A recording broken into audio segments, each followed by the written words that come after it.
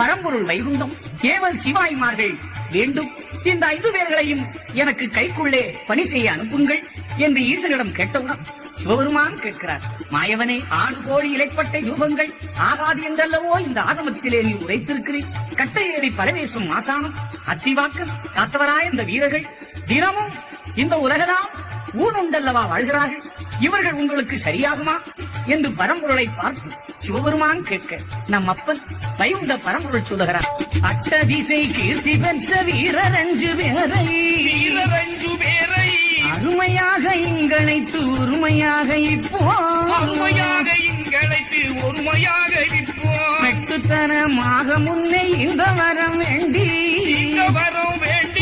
மேலும் தர்மபுரிக்கு ஏற்ற விடைகளியவென்று மாலுரைத்த மொழிதவர வண்ணம் செய்யவென்று